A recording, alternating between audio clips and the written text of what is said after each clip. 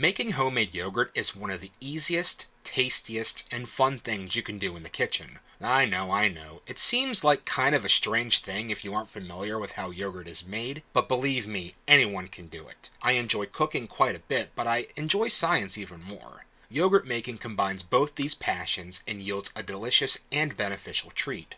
The main reason I find yogurt interesting is the fact you're dealing with a food that utilizes live bacteria in order to create the final product. Lactobacillus bulgaricus and Streptococcus thermophilus are the two main strains used during the production of yogurt. And if that last one sounds familiar, it's because Streptococcus is indeed the same genus of bacteria that causes strep throat. Thankfully, the species used for yogurt is on the opposite end of the spectrum and is incredibly beneficial. All yogurt really is a milk product of some type, cow's milk, goat's milk, almond milk, whatever, inoculated with the aforementioned bacteria, which is then allowed to incubate and multiply for a certain amount of time. The bacteria go to work, converting lactose into lactic acid, and various proteins into amino acids, imparting the complex tangy flavor we've grown to love. While the chance of contamination is fairly low if you're careful, it can happen, but luckily we've evolved a very acute sense in regards as to what we can and cannot eat.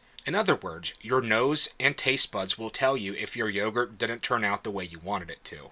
Yogurt was used as a milk preservation method for thousands of years prior to refrigeration. Once the good bacteria established themselves, they, along with the acidic environment brought on by the lactic acid, outcompete the bad microorganisms. This series of events makes it so harmful pathogens are less likely to grow and spoil our yogurt. Well, I guess unwanted spoiling would be the best way to describe it. After all, fermentation is just a fancy term for controlled spoilage. Due to the fact that refrigeration is a recent invention, we've probably been regularly exposed to yogurt bacteria since the domestication of milk-bearing livestock. If you sit a container of cow's milk out at room temperature, something is bound to start growing in it. Over time, we probably realize that there are certain times milk which has gone sour is still safe to eat, and that realization more than likely evolved into us purposefully inoculating fresh batches of milk with previous samples of edible sour milk. Thus, the accidental domestication of yogurt bacteria was born. Anyways, one immeasurably huge benefit to making your own yogurt is the fact that you can control exactly what goes into it. It can be as simple as plain cultured milk to something as complex as lemon and triple berry fruit on the bottom yogurt. You can put as much or as little sugar as desired, and the possibilities and benefits are nearly endless. In this video, I decided to make vanilla bean and pineapple fruit on the bottom yogurt, and I have to admit it turned out super delicious. Whichever ingredients you choose, the most important thing about homemade yogurt is to be as sanitary as possible. I'm not talking microchip manufacturing sterile, but you do want to take care to keep things as clean as you can. I always pasteurize my yogurt base before I introduce the live culture, even if the milk or whatever I use was already pasteurized. You never know what could be present in the milk you start with, or what's living on the measuring or mixing containers you use to prepare everything in. There are yogurt culture starters you can get in powder form online, or you can go the convenient route I went and just get a fresh container of store-bought yogurt. Make sure it states somewhere on the package it contains live and active yogurt cultures. If you're doing a fruit on the bottom yogurt, you have to be sure to cook your fruit beforehand. Trust me, raw fruit does not work. If you want your fruit to be raw, simply make your plain yogurt first, then mix in the raw fruit as you're eating. Blended fruit yogurt is as easy as pureeing the fruit you want and mixing it into the yogurt base before pasteurizing.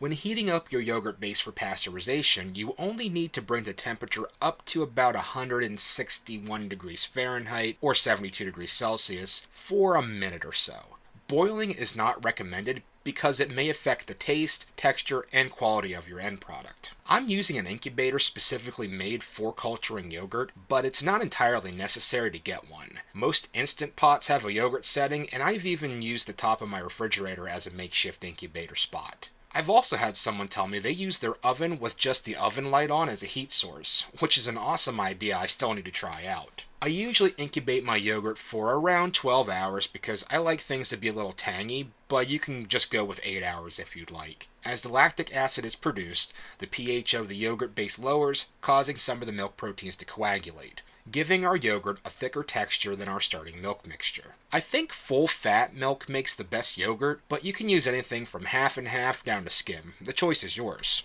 After the fermentation is at the point we want it, we need to halt or at least severely inhibit further growth of our bacteria. The easiest way to do this is to simply place our newly made yogurt in the refrigerator to cool. The lower temperatures will put the bacteria in a state of almost suspended animation, preventing further fermentation as well as thickening and increasing the shelf life of our yogurt. Remember, there are no stabilizers in homemade yogurt, unless you add them in, of course, so don't be alarmed if it begins to separate a little while you're eating.